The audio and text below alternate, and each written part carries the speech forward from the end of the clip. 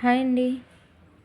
నా స్టైల్లో simple and టేస్టీగా గుత్తి వంకాయ కర్రీ ఎలా తయారు చేయాలో చూసేయండి. ముందుగా పచ్చిమిర్చి, టమాటో, ఉల్లిపాయ కట్ చేసుకుని పక్కన పెట్టుకోవాలి. ఆ తర్వాత గుత్తి వంకాయలను నేను చూపిస్తున్న విధంగా నిలువుగా అడ్డంగా కట్ చేసుకుని ఉప్పు నీళ్ళల్లో వేసుకోవాలి.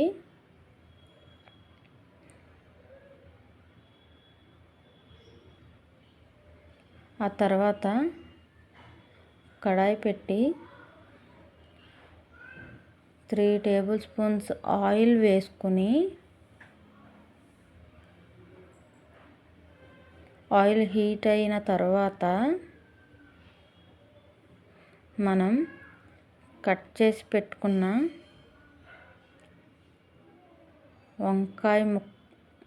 వంకాయలను ఆయిల్లో వేసుకొని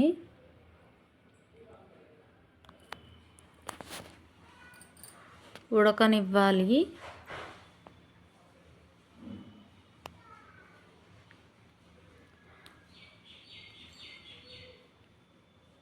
ఆ తర్వాత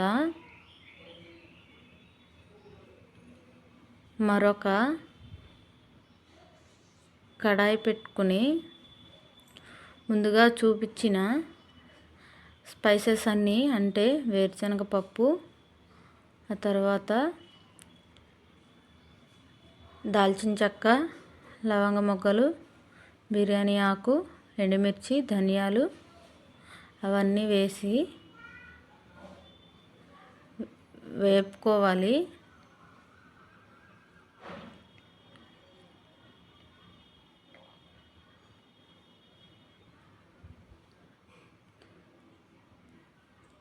ఆ తర్వాత మంటని లో ఫ్లేమ్లో పెట్టుకుని వేపుకోవాలి. హై ఫ్లేమ్లో అయితే మాడిపోయే అవకాశాలు ఎక్కువ ఉంటాయి. అందుకని లో ఫ్లేమ్లో పెట్టుకుని వేపుకోవాలి.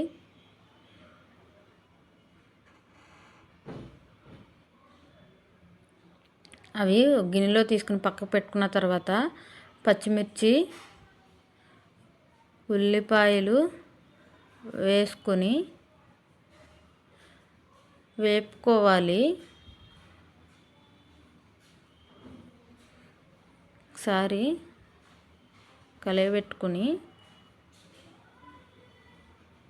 ముందుగా కట్ చేసుకున్న టమాటో ముక్కలను కూడా వేసుకోవాలి.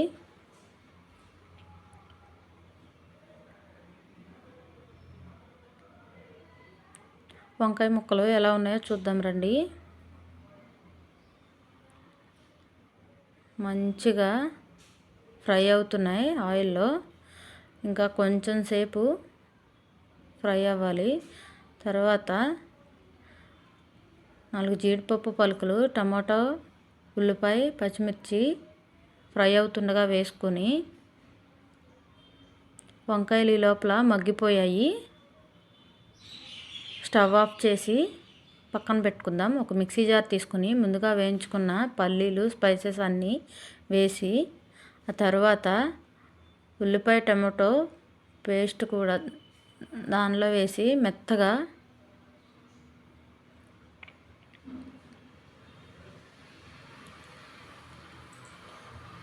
అల్లం కూడా యాడ్ చేసుకుంటే ఫ్లేవర్ సూపర్ ఉంటుంది. మిక్సీ పట్టుకోవాలి. టమాటో ఉల్లిపాయ పేస్ట్ తయారైంది.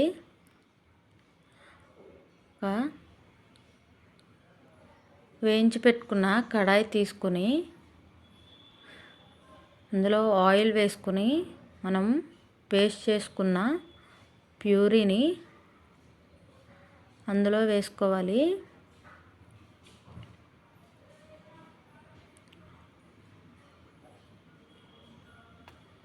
వేసుకొని తిప్పుకోవాలి ఆయిల్ సపరేట్ అయ్యే వరకు. తర్వాత కొంచెం పసుపు వేసుకొని మరొకసారి తిప్పుకోవాలి.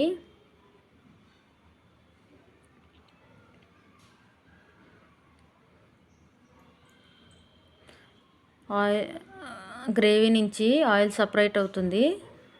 ఇలా అయితే దగ్గర పడిపోయినట్టేనండి. తర్వాత గుత్తి వంకాయలను వేసుకొని అన్నీ నీట్గా అమర్చుకొని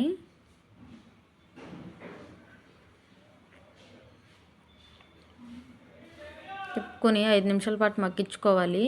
తర్వాత ఒక టేబుల్ స్పూన్ గరం మసాలా, అలానే కట్ చేసి పెట్టుకున్న కొత్తిమీర వేసుకుంటే ఒక 5 నిమిషాలు తిప్పుకుంటే మన సింపుల్ అండ్ టేస్టీ గుత్తి వంకాయ కర్రీ రెడీ. సూపర్ ఉంది. మీరైతే సబ్స్క్రైబ్ చేయండి.